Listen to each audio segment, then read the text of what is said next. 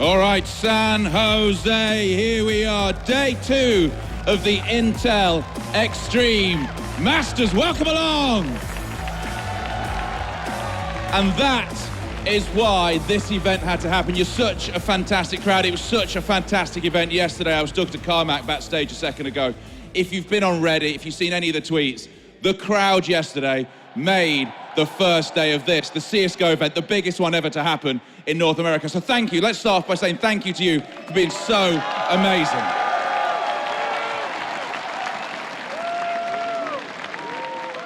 Listen, I know I'm kissing your ass, but it's true. You really were fantastic. So today is all about winning this cuboid bad boy. This, the Intel Extreme Masters trophy for San Jose. And the teams yesterday, the action was phenomenal. Normally, this place, the SAP Center, the Shark Tank is full of hockey players, 5 guys going all out on each other. Yesterday was like that, but with less shoulder pads. Today is going to be more of the same. And we were hoping that an American team would make it through, a team from the Americas would make it through to the semi-finals. A bit of hometown pride, and they did. Liquid made it through.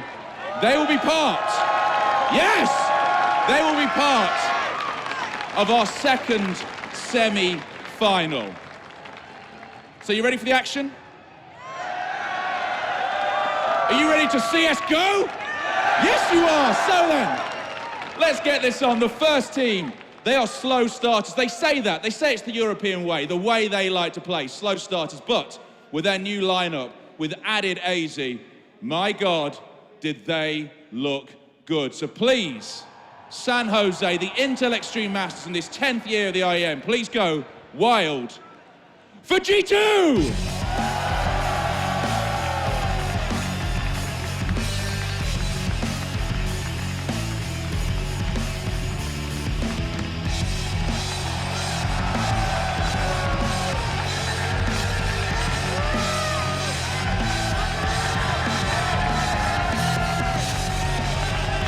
Michael Ailey, that is a good reception. Yeah, I love it. Thank you guys, appreciate it really much. Let's talk about this slow start. You were slow yesterday to get kicked off. You said it's just the way you do it. Why a slow start? Why not just go in there, all out from the start? We didn't have the crowd on our side. I think we're gonna have it today. So today we're gonna show them a real game, you know. We're gonna show these guys, this amazing crowd, everyone, what we're capable of.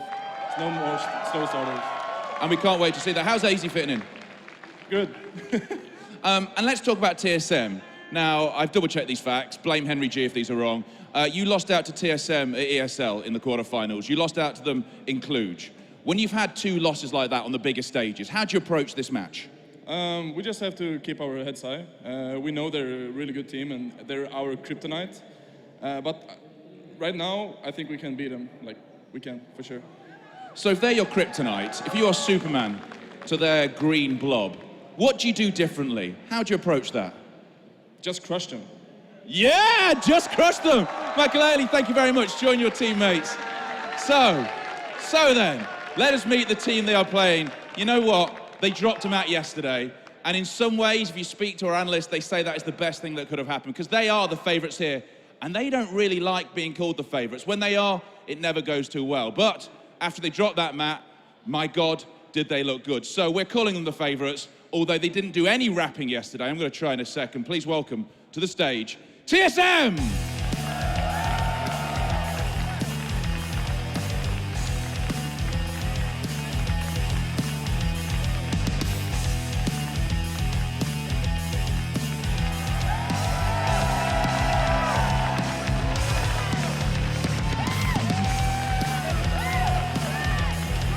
Carrigan, if you want to rap at any time, believe me, feel free just to rap along. You can do it in Danish. Let's talk about that drop map yesterday. Was that important? Was that important to make you feel like you had to struggle through the first match, to get yourself into your flow? I think we had a rough start yesterday against Cloud9, so hopefully we just keep on playing like we did on last map against DMS2, because if we won't play like that, we're going to have a hard matchup. And let's talk about the problems that you have of being called the favourites. What is that? Whenever you're the favourites, you've not done so well. What is it mentally that doesn't work for you being the big dogs? I just think it's random, to be honest. We played better at the major, and we were kind of favorites there and had an easy bracket, they said.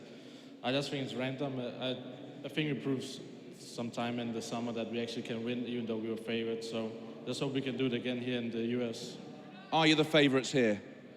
If people say it, then we are, but we don't care. We just want to win all tournaments. Are they the favourites? I think that's a yes. Carrigan, join your teammates. Thank you very much. So then, the teams are ready. I guess you're ready. I know you're ready. I've heard that you're ready. So let's get the first of the semi-finals on today. 2 semi-finals, then the show match. More of that later on. That's going to be America versus Europe. You're going to love that. Then, of course, we've got the big final to play off for that trophy. So then, IEM, San Jose, the Shark Tank. With a big noise, let's hand over to the analyst desk and Alex Machine Richardson. Let's go! Thank you very much, OJ. There's some serious hype coming from the stage already. He's ready to dig his teeth into our first semi-final. He said it already, it's going to be big. TSM G2. And a good question from OJ coming in, just saying, you know, Carrigan, what is it? Why is everyone claiming, kind of throwing this kind of horrible title on you, saying that you struggle under pressure? And he says it's random. I mean, any kind of initial thoughts on that one, Maniac? I don't know if we can call it random. All I know is that eventually being a favorite comes with more pressure. What comes to my mind is that when you are a favorite, obviously you have more to lose than actually to win. Because if you win the tournament, then fine. I mean, you were the favorite, and we are not even there. So that's cool, but we're going to just leave it on the side. But if you lose, then wait for it. I mean, you're going to get crucified. So obviously, being favorite, that comes with a price. But I mean, Fnatic, they've been favorite for a long, long, long time, and they didn't have any problem winning back then. So I guess if you want to be top one all the way, then you have to handle that kind of pressure. Pressure is definitely mounting for TSM. It's kind of becoming a little too silly now, where they've been at these tournaments and they've been looking to pick up the win quite comfortably. It hasn't been a pretty picture. But I think for me, what's interesting is that they had this reputation of choking and struggling, especially in semi-finals, all the way back when they were Dignitas and then TSM. But we know they actually overcame it, right? And once they overcame it, you thought, all right, now it's just a question of time before they're going to win one of these major tournaments, right? And somehow that hasn't happened yet. I think that's still a big issue. It's like that they pushed past it and then somehow they fell back down again. I don't know what that is. It's like when we're talking about, you know, teams getting experience in close matches on land, but then they need experience in overtimes. So now they've figured out, okay, we got past the semis, we know how to win a regular tournament now, but then a major, that happens 3 times a year. You don't get that many chances to prove yourself and be in top shape, in the best mental fortitude, you know, like strength, to be able to go into that match at the right time and win it, right? So they came into it as favorites last time. Next time, I think they're going to be the major threat. They'll have managed to actually get some of that experience, some of that feel of, right, okay, we're the favorites now, how do we handle it?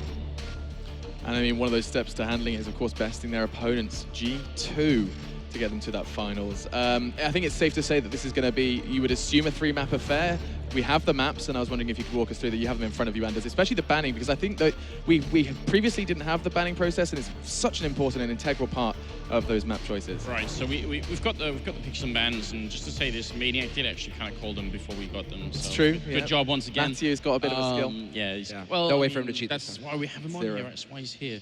Right, so G2 ends up banning out Dust 2. We did see a little bit of what TSM could do yesterday on Dust 2. They're widely regarded as one of the best Dust 2 teams in the world. I actually still, just from a like purely entertainment point of view, wish they would have played on Dust 2 because that would have been hilarious. But yeah, it's the first map out. Then Train is gone for TSM. They didn't want to play that. So we end up with Cash, Overpass, and Mirage as the 3 maps that are actually picked. Obviously, Cobble and Inferno also being banned out. So yeah, I would say somewhat predictable ban, but a bit sad about Dust 2 being out. Yeah, and I also want to point out that those maps, for me, they kind of lean onto a 3 maps game, actually. Quite clearly. I mean, Okay, let's start with Cash. Yeah, we've been talking together. Like, Cash should normally go G2's ways. They had a good showing yesterday. TSM, historically, not the best team on Cash ever. So I think G2 are pretty confident going into Cash. I guess I would be confident if I was just at G2 right now, I mean. And then Overpass. I mean, when I looked at the veto and I saw that G2 banned actually Dust 2, I knew that TSM would jump onto Overpass as quick as they can. So the Overpass pick for TSM is very dangerous for G2. I would be extremely surprised if G2 were to win Overpass. So again, it becomes down to that hanging in the balance of Cash. Semler? Well, it also comes down to the slow start. It's now integral that G2 get that strong start to their success, right? That they get that strong start on Cash. If they don't get Cash, high chances of us just getting a 2-0 out. It's really hard to see them actually being able to take on TSM on Overpass, which is one of TSM's favorite maps. Can I ask, because this week is, I think it's a very reasonable pick and ban stage. You know, it's driven by logic and a sort of a thought on both teams. You know, what maps are we good at, what maps are the other team bad at. So you try and pick some sort of reasonable compromise. You've got a master's in psychology, and this is the reasonable end of the scale, right? On the other end of the scale, we have teams like NIP, who seem to not be driven by logic when it comes to the picking and banning stage. How easy is it to pick and bang against your opponents? It seems simple from the outside, you know, just pick whatever you're good at, right? Well, here is my guess. And instead of looking at things like reasonable or not reasonable, you have to think of comfort zone. Okay, so comfort zone for some teams, for some leaders, would be to go like logically, would be to process like, we are good on this map, they are bad on this map, we're gonna pick this. And they feel comfortable because they see the logic. Some teams, like NIP, they actually enjoyed messing up with your mind, with the veto. That was totally part of it. They just would come to the veto and be like, Veto Inferno. Yeah, we're good on it, you didn't see it coming, but Veto Inferno. It's like a comfort zone. Right, so they're trying to put you out of your comfort zone as well. Well, at least they are feeling good at what they are doing, and it's like convincing each other like, we don't need to have a processed veto. We're just going to win anyway. You know, Exist is one example of that. I don't, you know, there is that, but I think the man who really does that is Happy. Happy's just like, you know what, we'll play our worst map and we'll beat you on our worst map, and then what are you going to do with the rest of the series, bro? Because then we're just going to demolish you everywhere else. Like, it's the total just sheer stubbornness, like, we'll probably lose, but I'll pick it anyway. See, I'm a firm believer in kind of psychology in CS or in generally esports. Like, I'd love to know your thoughts on like this whole. So, okay, let's talk about Fox for a second. People always criticize him as the weaker member of G2. I think that's fair to say. Because he wasn't in his role on the team. Yeah, exactly. Well, there's a thousand different things, but I mean, how does that play on your mind, right?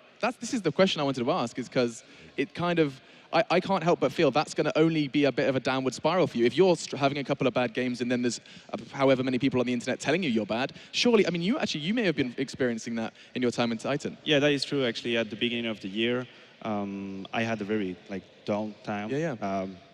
Been criticized a lot. I was playing very bad. And are you reading this criticism? Everyone says just avoid it. You can't do that. Well, I think at some point, yes, obviously you have to put it aside a little bit, but it's always going to get through you.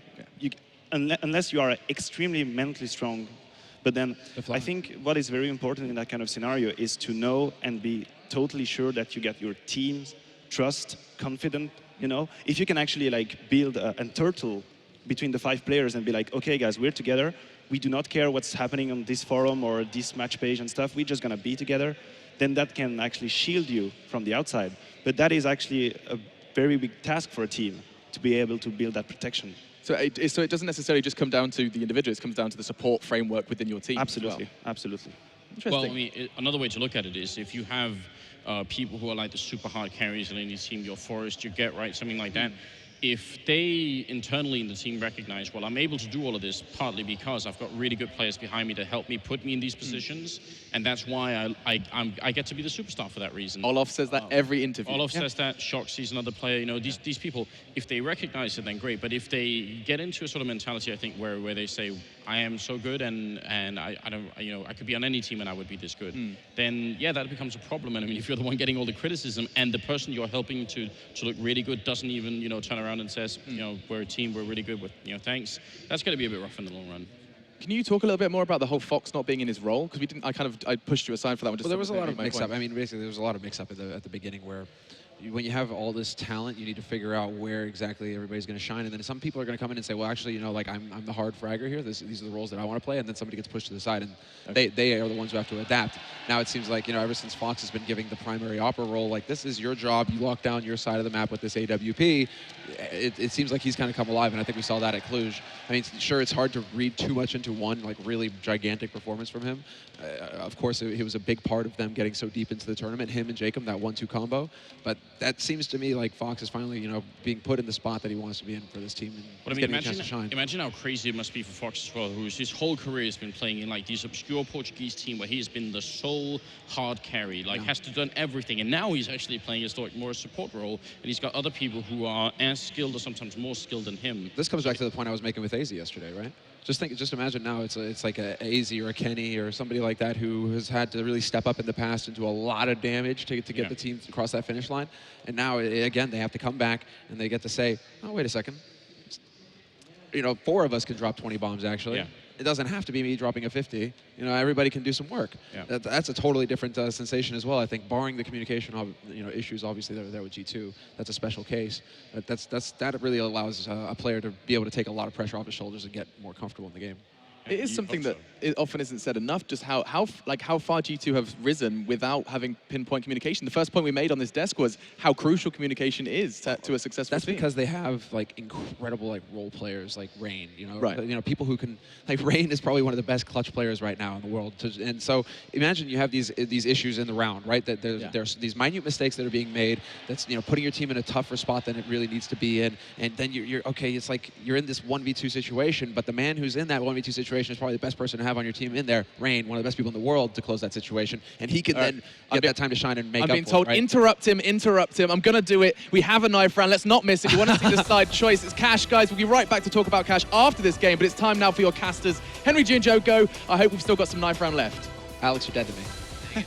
Thank you very much, Alex. But you weren't fast enough here. Actually, you were fast enough, so we get to let you off. But yeah, welcome, guys. We are going to get into our first map here straight away. Whilst we get underway with the knife round, Henry, I want to give you a little bit of time to, give your thoughts here on, map pool and how we've seen the veto go. I agree with Maniac completely. I think Cash is only pointing one direction. It seems like G2, this is their map. They're very strong in it. And if they get the CT side as well, it's going to be very difficult for TSM to actually go forward on this one. Their T side has always been a bit lackluster, in my opinion. They rely very heavily on the picks. If they're not making those picks, it always comes down to the clutches. They rely big on the players like Dupree. And so I think this is going 3 maps all the way. We're going to see Mirage coming up in this one. This is going to be an interesting one. We talk about G2 being slow starters here, and I agree with Seminar as well. These guys need to be making sure they get the strong start here. If they lose out on Cash, they're not going to make it to the 3rd map. So hopefully we see G2 turn up. We want to see it go with the whole distance. We want to see both teams tested here, go right up against the ropes. So hopefully 3 maps. That's what I'm hoping for, Joe. That's what we all want, right? In the semi-final. Absolutely. I mean, last time we got to cast together was back in Cologne, and I think it was like a 16-2 or it was you casted about 20 rounds game. It was a really crap game. So hopefully today we get a better one for this one. TSM versus G2, and as you mentioned here, this whole what Michael Early said yesterday, we're slow starters, really comes into play in this one because of the fact that if they do start off slowly here, they're going to have some real issues to run into. They're not going to win overpass. I'm going to put that out there. I'm going to kind of put myself on the line and say if they don't win Cash, the game's over for G2. They need to be making sure they take this one. It's a great opportunity for them. Cash is a very strong map for G2. We know they took Virtus Pro 16-0 famously in Valencia. But it looks like we're getting ready to get into this one. So there's going to be TSM starting on the CT side, G2 on the Ts. Ladies and gentlemen, make some noise as we get into this first map of the semi-final. There we go. So looking at the buys here for G2, we've got 3 sets of armor, 2 utility players as well. It's going to be Rain and Makalele. Looking like they're going to be going towards the A-bomb side, possibly boosting up mid as well. Interesting start for this one. Makalele already moving off towards main, and smoke coming in. We've got Rain here, just playing that off position towards B. Just going to make a little bit of noise there and try and cause a couple of little issues. Cajun actually going to spot him. He had a grenade in hand there, so was maybe a little bit slow to react to that one, but Rain certainly making enough noise over towards B, and actually will pick up the first kill of the game here, taking down Dupree. We can see that TSM not really pulled themselves away from this A-bomb site, which is wise here, as Device will pick up one. Rain, in the meantime, cleared out this B-bomb site all alone. Michael Early's going to get one, and now Rain is going to push in from the backside. He won't even be needed, though. G2 walking on in, and what a start for them, losing just the 1 man. What a way to set the tone for the game there. Rain going towards B by himself, getting to the checkers room. He was the distraction there. The rest of his team waiting, lying in wait towards that A area. They're in squeaky door. He gets 2 frags towards B as well. A dream scenario for them. Make their way into the A-bomb site. Nothing they could do for TSM there. And looking at their buy now, they've gone for the Desert Eagles. And you'd think this is probably an easy round for G2 going forward, but TSM, the best Eagle players in the world. Michael Eddie opening things up, taking down Carrigan. It looks like it's going to be a bloodbath towards middle. Full control gain, and there's the 3rd frag as well. Comes down to the 5-on-2 situation, and just Dupree and Cajun B remaining now. Cajun B does get one back though, so a small glimmer of hope. If you look at the health bars there for G2, there's definitely a couple for the taking. Rain only with 30 health. AZ only got 14, but AZ will shut down Cajun. It's now all on to Dupree. As he said, Deagle in hand for him, so going to have to come up absolutely massive if they're to take this one. But we said G2 have to get off to a good start, and so far that is certainly being the case for them. Yeah, so what they did there, went towards the mid control, staying together as a tight pack there, making sure they're going frag for frag. If anyone was taken down, they've got the teammates right there to get the reply straight away. Just do 3 remaining. The good thing for TSM is although they've got Desert Eagles, they didn't force fire into this one. That means they can have an AWP going into the gun round. They're not going to limit themselves too much here. So they're looking to play the long game here, playing the percentages, making sure they have the whole chance of getting into this one properly instead of actually limiting themselves with pharmacies and scouts, etc. So this isn't too bad for TSM. Obviously, it's going to be a complete throwaway around this time. They can't justify anything more than a couple of P250s. G2 are going to be aware of this. This is a round they can probably do more of the same. They could either just hold back for a little bit, choose one area and swarm in, or they could just boost up to middle once again. There's not really much TSM can do to hold them off. This is just a round of trying to damage their economy in any way they can. The P250s can be strong in certain situations. It looks like the boost will be coming up towards middle again, so expect another absolute bloodbath here.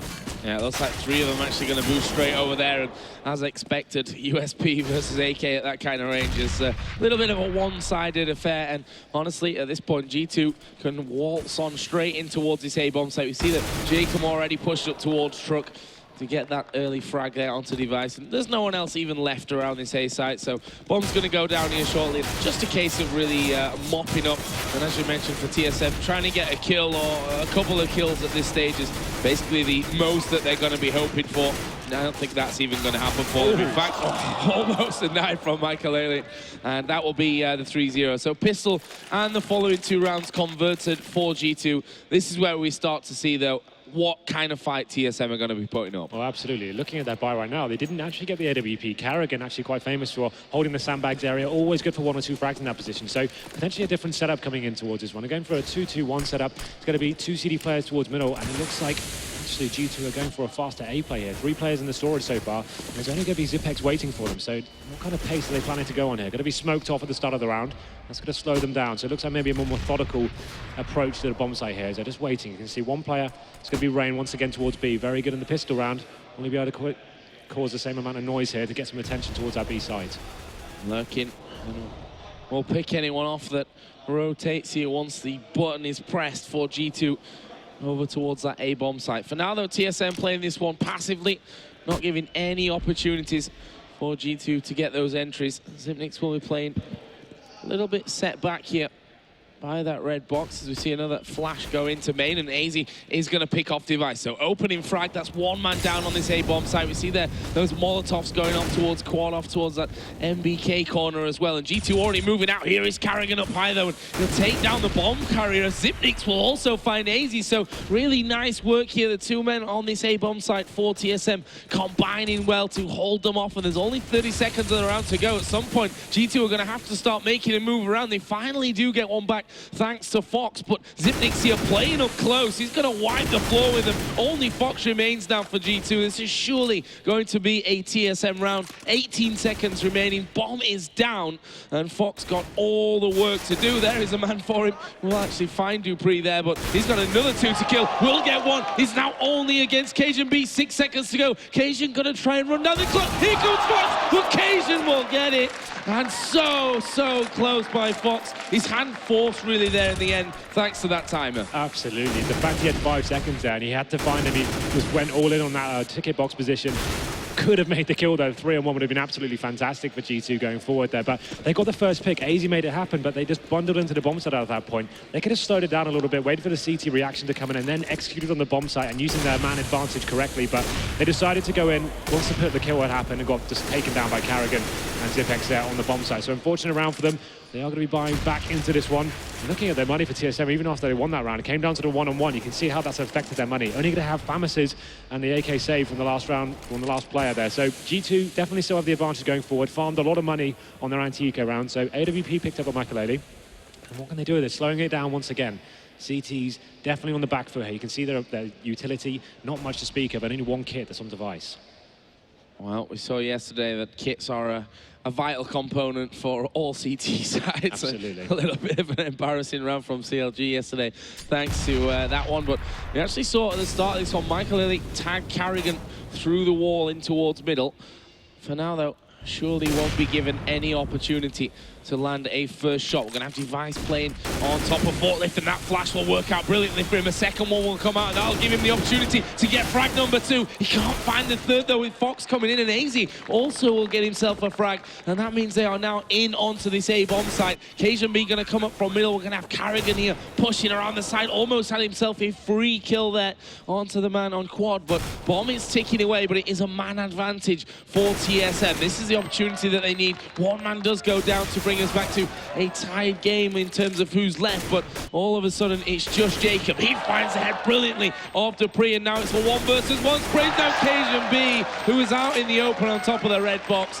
And a brilliant little finish to that round once again. Jacob, who I think was actually pretty much the best man for G2 yesterday, statistics-wise. Yeah, the major as well. He was absolutely fantastic. This guy is a sensational player. The problem for the CTs there, the lack of utility they had. They couldn't Molotov towards quad. They just had to go and face check it. Didn't have the kits as well. There was no time to actually take the bomb site correctly. So running in and hoping for the best. Jacob pretty easily clutched to close things out there. The problem for TSM is this resets their money as well. Only $1,400 going into their bank accounts. G2 aware of the situation, doing a tactical push towards B. Dupree down to the B250, burnt alive and taken down by Michael. The B bomb site is open now. Cajun B actually chimes in, taking down Jacob himself, but that's going to be it. Just Zipex and Device remaining.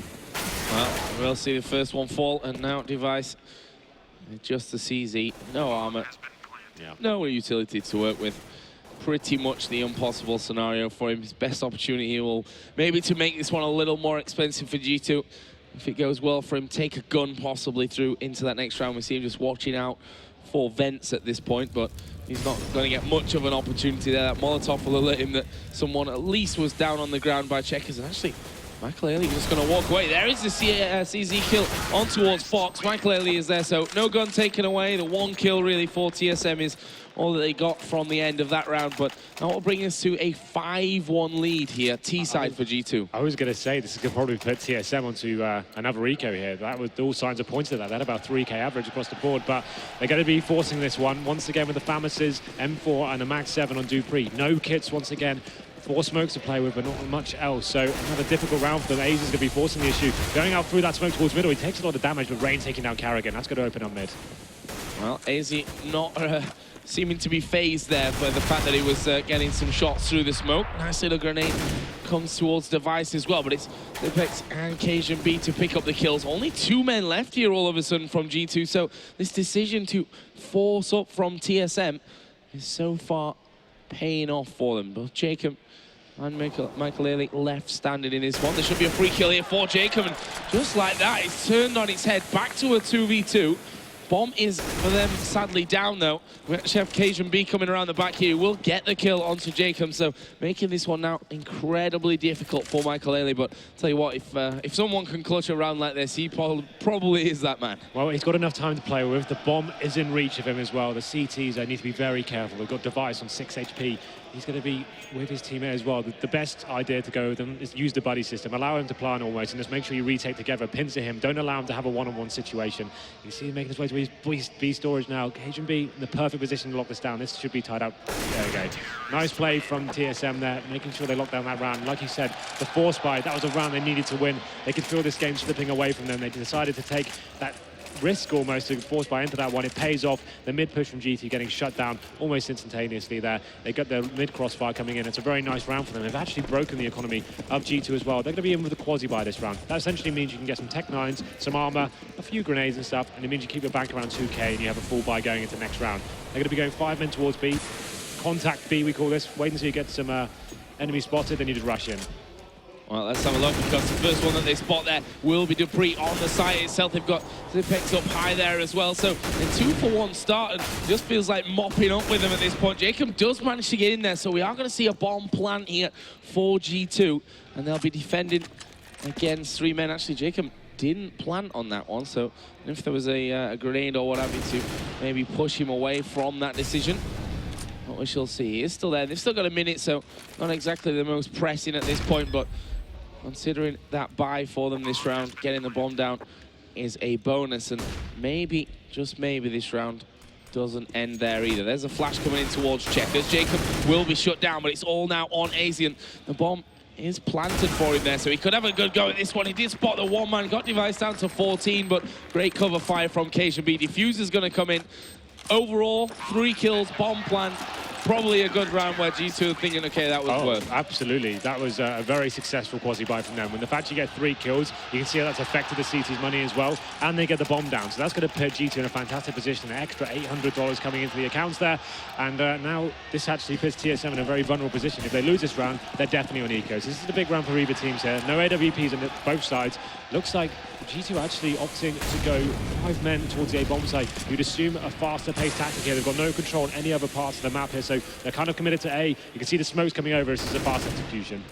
One going to bounce out to cover from quad there. Zipix is up close and personal device there as well by the fort. They've done a lot of damage here as he goes through. Will stay up close. Zipix just going to spray on through. Will take down Jacob. And he's still holding around by quad. One jumps through the smoke. Fox actually getting the better of him. And just like that, 3 kills coming in for G2. They should be allowed to get the plant. And just like that, it's Dupree left alone, 1 versus 3. With that bomb about to be planted by Michael Ailey. What can Dupree do here? We'll get the first one, but still facing an uphill challenge. We can see there he decides, I'm just going to run away from this one. I'm going to keep that weapon, as you said, a little bit close on money here, TSM. And this round is going to hurt them economically. Nice little kill there for Michael Ailey. And I think Dupree, with that kill, might now say, you know what, possibly? Is AZ going to offer himself he to had me a little, as well? He had a little face-up highway. For some reason, he's facing me. I could actually win the round. But it looks like they actually will find each other. Dupree will be going down there. But that was actually a really nice round from G2. They've been showing so much mid-presence from the last previous round. They decided, you know what, let's go straight towards A. Fast execution. Smokes go down in the key areas. Highway, quad, flashbangs come out. They push through onto quad there. And the CTs just fell apart. And that was a huge round to win, actually, as I mentioned before. And the interesting thing is, Joe, they're actually going to be going for the force buy here. They're going to be double eco anyway, so they might as well have a go. Desert Eagles coming out. Famus's body armor going to be trying everything they can here with the pistols. Just device with the rifle here. And it seems like G2 once again back towards mid. Yeah, trying to get early control once again. And they do that with the first kill. Almost taking a second, and by almost, not really much of it even connected. I expected more damage to come in onto device. Wasn't the case though, so he stays alive with that single rifle that TSM have there in the form of the FAMAS. And again, that hold on mid allows you to play a little bit more freely, get themselves up highway, even push straight on through towards that CT spawn and split the map in half here. Cause a little bit of chaos for TSM. There are the kills being exchanged, 1 apiece. I'm not sure they can get their hands on any weapons here as Jacob will push on through. Michael Ailey just saying where he had no idea where that kill actually came from. Carrigan was left alone on A, and that leaves just Dupree. And bomb's going to be planted. Dupree not got much of a chance on this one. Did a little bit of damage there to Rain, but in the end, inevitably goes down. And 7-3 up here for G2 on the T side. This is a fantastic start. This is the start we wanted for G2. We said they had to come out of the trap strong, and my God, have they done it. Very convincing round so far. The problem for TSM, they haven't really stabilized the economy at any point in this game. They keep winning a round and losing the subsequent one after. That resets the money. They're not getting the AWPs. They're getting no foundations to build on here. And now the money absolutely obliterated. Just USPs, another B push coming in from G2, and this is a round that's going to fall apart for TSM once again. Well, Fox spraying down about a third of HP from 2 teammates, so that's something that might catch you out in a round like this, because certainly the equipment that TSM are running with probably won't be a problem for you. There is Carrigan coming in again, damage done, but unable to stop the plant happening. And again, it's just a case of G2 staying safe, not throwing away any of those weapons, and finishing off those remaining 2 men. In fact, Michael Ailey might just fill his boots here and take out both of them. He will indeed. Easy finish for them, and that's the lead guaranteed now for G2 moving in towards the halftime. But it's only, you know, round 12 at this stage, so that lead could actually be fairly massive if things carry on the way they are. This is the thing. Once again, TSM, no AWP. Carrigan can be very strong in this map. Quite a mobile AWPer. Likes to play around middle, and that would be a great asset for them, considering the mid pushes that are coming in so much. He can find that first pick, fall back, get the intel. They're doing it. Now they're having to commit 3 men once again towards middle to try and lock down these pushes coming in. It looks like G2 going back towards that A play. 5 men committed to that area. It's going to be a straight up rush here.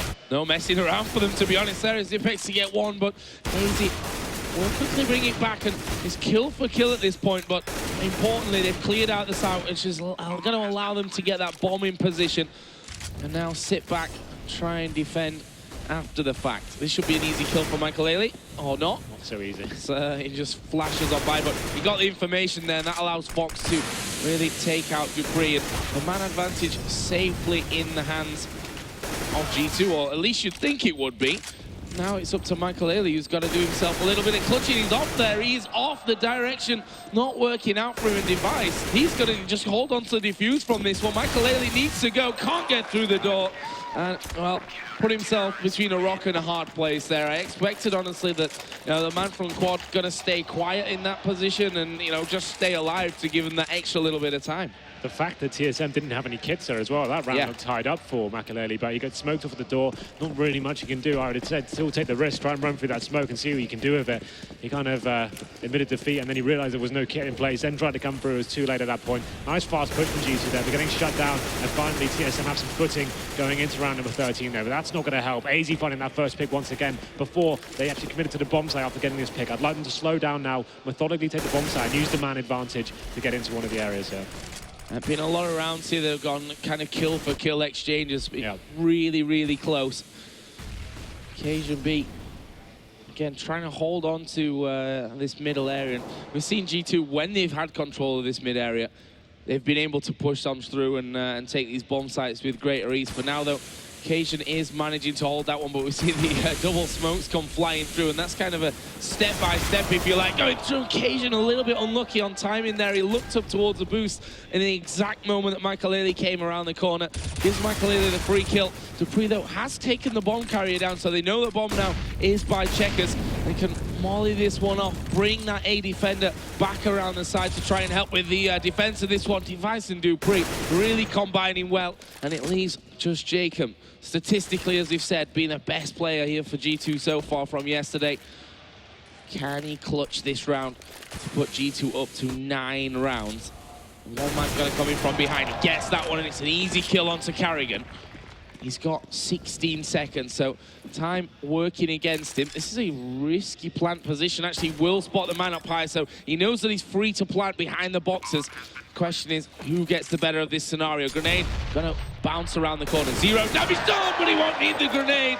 And look at the cool composure there of Jacob. Looks like it's now in an everyday scenario for him, clutching around like that. That's just TSM approaching that situation very poorly, I'm afraid, Joe. The fact that they had 19 seconds remaining on the clock, they knew he had the plant. They had perfect positions to pincer him once he was planting the bomb. Carrigan forcing the issue there, going through the vent, making it a one-on-one situation. That's a very bad decision. Look at the round. It's actually put them onto another eco here. They needed to just play communication, make him plant, and then take it down. And now this should be a round going only one way. They're going to be pushing B once again, finding the first 2 frags. Dupree answers back, making it the 4 and 3, but not really much you can do. It's another force spy from TSM, They force for the pistols, and I think this is almost a game that's run too far away from them. Oh, maybe it's a 2-on-2. Maybe they can do something with it.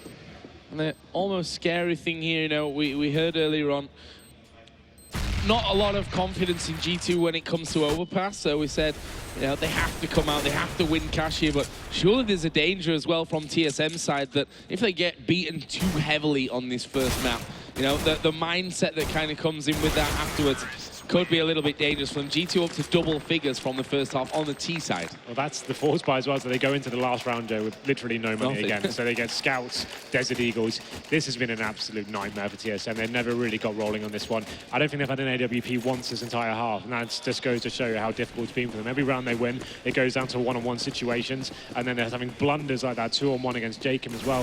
This is just not the TSM we expect to see in the semi-final day here. But we go into round number 15. If they can find this one, there's a glimmer of hope there, but I'm not feeling too confident about that. The AWP is going to be on Fox this time, and you can see them just taking their time a little bit, going for mid-control again. Carrigan's going to be pushing through, finds the first kill onto Makelele. Now they can have something to work with here. Well, one weapon in their hands, of course. They do have that Scout, so he could maybe set something up with that one. And look at this Device has managed to get on through, spraying with the CZ. Somehow gets out of there alive as well. He can thank his lucky stars for that one. Jacob knows that there's one man by the forklift, and, well, they're just going to flame Zipex away from that position. There's a couple of men bleeding heavily from this one, which means that G2 all about just cleaning up those last couple of kills and trying not to take too much damage as they go through. KSHB does manage to get one back here, so it's not exactly the cleanest round thus far. That grenade will explode AZ, so only Rain here left standing. He is against, very little, let's call it, from TSM in terms of Scout and a Deagle. And if they line up for it, it'll make it all easier. There's Debris coming out, and could be a crucial round in the end. G2 won't be happy kind of losing that one, but overall the picture is still very, very good for them. 10-5 up on the T side. Well, we're used to TSM on their CT side on Cash. That's the brick wall. That's the one people can't seem to get through. It's just when TSM get onto the T side, that's when they seem to have these kind of blunders. They don't have the same tactical approach, that hybrid strategy, even working picks and having those set executions. Doesn't really seem to work out for them too well. So I'm not really feeling too confident for TSM, but if they get a pistol, there's always a chance they can do exactly the same thing back. They just need to wake up now. The key players aren't really fragging for me. You see Carrigan there, we expect him to go in big and middle. He's currently sat on 7 frags. Device as well, had a quiet game on 8. That's a CT half. Like, statistically, it's only very slightly advantageous to be on that side, but you want to have a better scoreline than 10-5. G2 definitely in the driving seat here. This is the half they actually 16-0'd VP on over the 15-0 on CT, so they can play it very well. The pistol round's going to set the tone for the rest of the game, I feel. G2 get it, that's pretty much GG at that stage. Yeah, and maybe that's a good thing for TSM as well, in a way. A hard-fought comeback to end up losing anyway is always a bit of a dig, if you like. Well, this is the thing of it, like, it's always worse to get to like the 16-14 scoreline and fight your way back and then lose. I find that a lot more crippling. Yeah. 10-5, to be fair, like it's workable. It's not over yet. Like I said, they get the pistol and they can convert that to the 3-0 as well. They have a real chance of getting back into this one. TSM, you can never rule them out of any situation. They've got such godlike players in their team. If Device and Dupree can start rolling, Dupree, especially on the T side, he's an amazing clutcher on this map. If they can get him into some sort of situations post-plant, he can work some magic here. So definitely don't rule them out, but if they do lose the pistol, as I said, this is going to be a very hard, drawn-out affair for them. Looks like we have got a slight pause here. They're taking advantage of the full pause time and the switch here, making sure they approach the pistol round correctly. It'll be interesting to see what TSM decide to do on this pistol round. A lot of teams will opt to rush B these days. It means you can kind of just swarm the bomb site, and the only thing the ETs can really do is stack people there. And 9 times out of 10, I'm just having a look. What is this? Play with passion. That's the motto I like to go with as well. Always with passion. Always with passion. It's always a good thing to have. Let's not forget that TSM, the map that they lost yesterday as well against Cloud9, was Cash. That was another game where they were 10-5 behind from the half, albeit, roles reversed. That was from the CT side of Cloud9, but they also brought that one back all the way to 16-14, end up losing, and then obviously had that 16-5 dominating performance on Dust 2 to actually win off the game. But this is, a different ball game. This is map number 1 here, and it throws a load of pressure for the second half and for map number 2. We're going to see instant contact here over by that B site, and an instant exchange of kills. Jacob here up close and personal, surely will get killed off, but almost bought more time here for G2 with the fact that they've managed to rotate a couple of men around. Bomb carrier goes down, and we're in a 2-on-2 scenario early on in the round here. Bomb is going to move on towards the site to try and get planted, and it's going to be Device and Zipex versus Makalele and AZ. That smoke going to clear out here in just a second. There is one flash for Zipex, and that is going to be it. There we see Tech9's in action. Oh. Wow, just like that, combining. That's going to push in at exactly the same time. And, well, I thought that kind of after-plant scenario was going to last a little bit longer. They both went down at exactly the same time. Brutal. They both face and then to get their heads ripped off. It just shows you what kind of gear G2 are in right now. On form, it has to be said. But there we go, TSM going for that full B rush there. They do get the bomb down to pit some... Oh, I was going to say they could actually afford to buy AKs next round. They're going all in this time. So they're going to be dropping AK-47s for the players that got kills. You can see, I think there's 2 AKs on the board, yeah. So they're going in on this one. Problem is, G2 got rifles as well. They're going to have a good read on this. Big round coming in. TSM definitely with some good footing into it. They've got smokes, AKs, and Tech9s to work with. Let's see what they can do with it. Well, pretty much all or nothing at this stage for TSM. There's a little boost up from checkers for Jacob in towards Vent, so he's going to get a nice bit of a read early on. Say, okay, they've not, at least until now, contested for middle. We'll see a boost up by Cajun B. We'll see if he's able to spot out Rain. I think he did just spot him there as that flashbang did just drop. There is Jacob inside event. So as expected, that boost proving to be really, really crucial. Meanwhile, Rain with the MP7 will pick off Cajun. So it's horrible start, really, in terms of numbers here for TSM at the start of this round. There's another one going down, and it's just falling to bits. Absolutely, there's not really much you can do with this now. 5-on-2, they still have the AK on device. He hasn't got armor, though. He's going to get ripped apart by that MP7. At this point, they need to find kills right away. That's going to help Device and Carrigan finding kills. And now brings it to the 3-on-2. There is a glimmer of hope here, but there's only 30 seconds remaining. AZ coming in the back here is going to be pincering the remaining Ts. AZ and a face here against Carrigan, and we'll get the better of him. With now just Device left standing, and well, quick kill coming in for Michael Lilly there at the end. So that was basically the round here for TSM, saying, okay, we've got to try something at this point, otherwise it's going to slip away from us anyway. They lose the round. It's 12-5, G2 firmly in the driving seat. Yeah, that was the Hail Mary play for sure. It's going in with the AK-47s. When you have a round that close, you have players with kills. You have 2 players on Tech 9s. They can drop AK-47s to the guys that buy armor. The idea is they work the picks and open up bomb sites for you. Unfortunately, they've got completely shut down towards middle. They're going to be onto the P250 round this time, and you would assume G2 going on to the 13th round as they make their way towards the A-bomb site. Nade coming in there, and we saw Device almost being finished off instantly by a good little bit of spray from Michael Lilly as well. And well, Device thinking, I've not even seen anyone, and I've got 20 HP left at the start of this round. Obviously, full eco, really, just a couple of those P250s there for TSM to work with. So chances not high anyway at this stage of things. As you see Michael Lilly getting himself one, and this is just one of those simple rounds that should just be put into the books. No problem really for G2 at all. Didn't lose a single man, no bomb plan. It's 13-5. We are going to see TSM this round though buying up. So if that Hail Mary round wasn't kind of the last-ish attempt, then this certainly becomes it. Well, this is the round. G2 have such a huge better round to play. I wouldn't be surprised if they did something a little bit audacious, went in for a push into B storage for something like that. It looks like they may be doing that, you know, because they've got 3 players committed to that site, and they will be doing that, Joe. This is the time you take the game to them and lock it down before they have a chance to even execute a strategy. Well, Cajun B is going to, well, the flash worked out brilliant for him there. I was going to say he's going to run straight into 3 men, but in the end, he forced them away with a flash, got himself a kill, and got out alive as well. So nice little start. Of course, it didn't come without any damage. They did lose Carrigan. There's AZ as well, getting the kill onto Dupree. So it's 3 versus 4, albeit with Rain only on 15 health. But still plenty of utility to work with for G2. On TSM side, they got a single smoke and 3 flashes, which makes things a little bit more tricky for them, especially with a man disadvantage at this point. As we hit 1 minute of this round still remaining. Device here gonna push on through towards Highway, and saw the flash coming over the top, so decides to back away. Will try and just flash over the top of the box, peeks around, gets the kill onto AZ, but he lost a teammate in the process of that one, so it still is advantage G2, especially with Device so low. Oh, well, I was gonna say, there it is. He's gonna be finished off. Cajun now 15 HP, does get the kill onto Fox, and well, I was gonna say maybe we'll manage to get through from this one.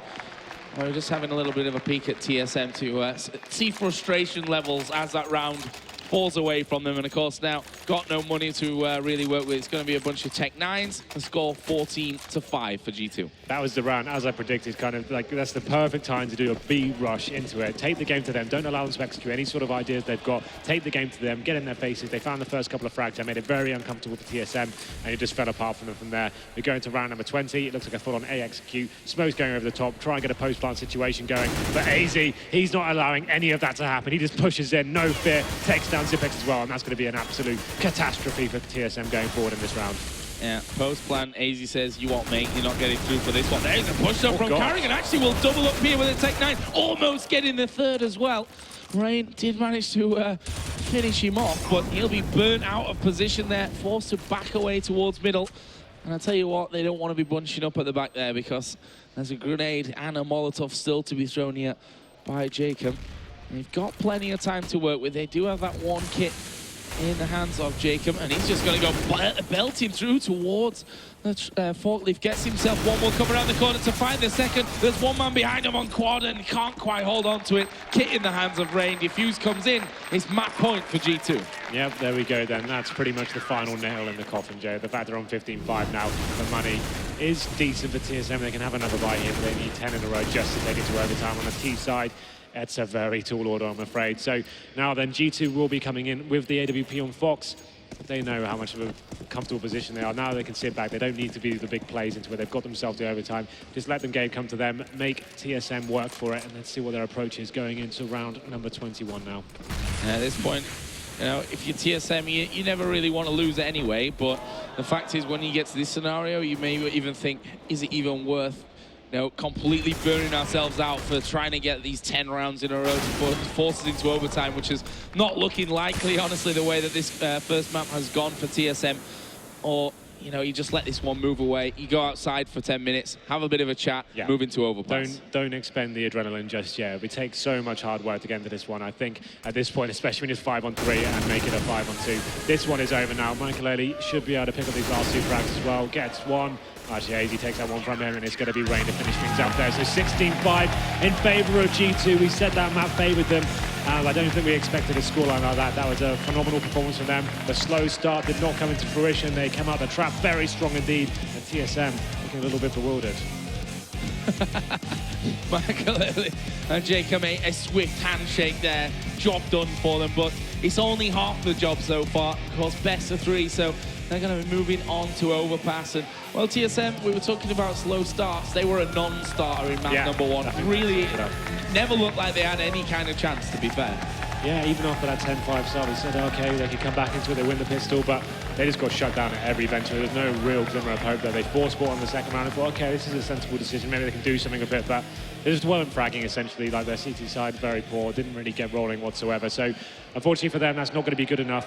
We do favour them going into overpass, though, but how that's going to go down after that, that just came down to the fragging, really. They need to really get into 5th gear now if they're going to have any chance of taking this best of 3. Needs to be a complete reset for TSM, that's for sure. We are going to be getting into that second map here shortly, of course, but first of all, Alex Washing Machine Richardson is going to break down the game with his band of merry men.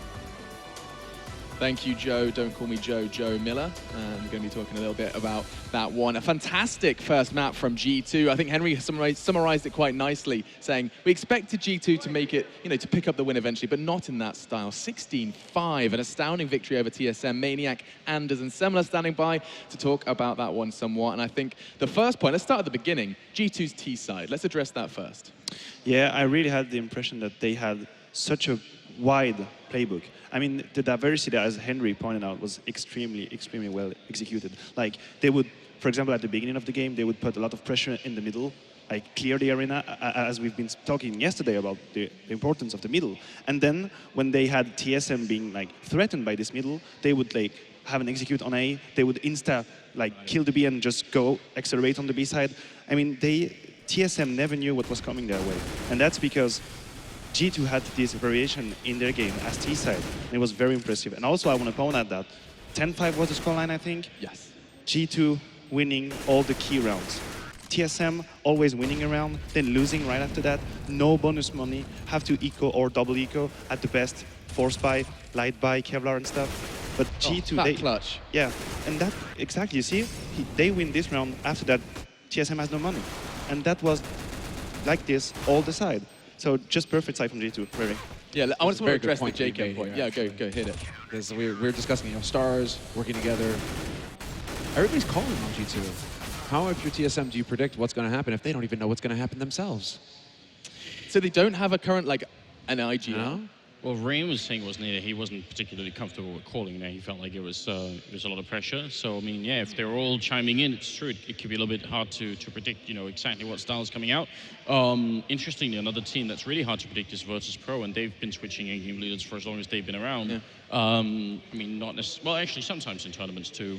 Yeah, halfway through. Certainly, that will make it a little bit tricky. I mean, that particular clutch that we saw with Jakim also highlights some of the mistakes that we really shouldn't be seeing from TSM. I think that's actually not acceptable at this level. When you're in a 2v1 or 1v, I think it was in a 1v3 at some point. I think he killed Dupree behind the boxes, right, first. So when you've got that time left and you've got 3 people against 1 like that, they should be able to zone him out. Not to take anything from Jakim, because this is what we're talking about with professionalism. And I actually think in Jakim's case, he hasn't had enough experience, which is also why you know Jakim has like sort of raw talent. Because under that kind of pressure and semifinals, all that stuff, he should be making some mistakes there, and he just doesn't. So it's super cool. But TSM are making mistakes, and that's allowing for Jakim to shine. And I mean, you kind of, the recurring theme in our green room was just JKM's so good. In fact, your words before he picked up that clutch on Cash was, this is an easy one for JKM. Yeah. How can someone have such proficiency in clutch situations? Supreme confidence. Confidence. Supreme. Well, I mean, no, it's not just confidence. Of luck? Okay. It's not just confidence. It's supreme confidence. Like Jacob, Yeah. the way that he's played and developed over the past 9 months since he was on LGB Red, or LGB, at the beginning of the year, you started to see it a little bit, but then again, these were his first lands. This is the crazy thing with Jacob, is just how fast he's improved. Because this guy's only just started going to lands at the beginning of this year. It was Pantamera, I think, in January, the first one that he did. Yeah. And you're just thinking like, where the hell did this guy actually, just decide, you know what, there should be this ramp-up period where, I'm going to take a year to form up, and then maybe I can start, really taking a crack at the top. He just like, cuts to the front of the line. Very un-Scandinavian of him, by the way. Gets right in the front of the line and says, you know what, actually, I'm going to be the guy that's just going to wreck you all, and, you're just going to have to deal with that. I have like a kind of Eye of the Tiger montage kind of thing going on for Jacob, just rising to the top so damn fast. And the thing I wanted to point out is that I remember talking to, I think it was Halvoy in a Vendetta over at the Katowice offline qualifiers, and he was like, oh yeah, and you were pronouncing his name wrong, by the way. Have you heard of JKM? I was like, yeah, no, I casted him once. Yeah, he's going to be really, really popular, really, really fast. Alvor called that. I've only just remembered it when you were talking about how his quick rise to power, but he's definitely someone that was on some people's radar a while ago. Right, so at the beginning of that rise, our favorite thing to say about Jacob was always that, well, he's very good mechanically. He's always got like really good raw aim, but he makes really bad decisions when he's left to his own. When he has to make his own choices, then it seems like he puts himself in bad positions. Actually, that's something that he's been sort of, phasing himself out of. He's making a lot smarter choices now. When you combine those two things, you get a player like Rain or Jacob, and it's... Well, can it be discussed? Oh, go ahead. Well, I mean... It's crazy, and what's really crazy about a game like this is that it's not just like, they've got like, what, 3 or 4 players at any given time that are all functioning at a high level? So isn't that the beauty of CS, though, where it's like everybody can have their opinion on what was the right decision at that time, and maybe what looks like a wrong decision to us. In Jacob's mind, he's just like, no, I'm good enough, actually. That's the right decision. Like, in that last round, right, he just goes barreling onto the A side. He comes up short. There's a moment, and he's just like, yeah, okay, time to go, and just like runs in, wrecks the guy at forklift, wrecks the guy at quad, or pre-aims onto the side, wrecks that guy, and you're just like, he just goes, and it would have been at a time where it's just like, oh, wait, maybe he needs to wait a little bit for his teammates to come in to secure it, whatever. No, he's just like, actually, guys, I'm just going to completely take control of the situation. And where does this leave them now coming into our second map, Overpass? TSM's choice. Matthew, how do you feel this one's going to play out nice and quickly? Well, if it wasn't for the first map that we've seen, I would say TSM probably quite easily. But now the question is, how can TSM overcome the destruction they've just been witnessing? I would still favorite TSM, even though they had a pretty bad showing. I mean, I think they are like mature and professional enough to just like leave it on the side.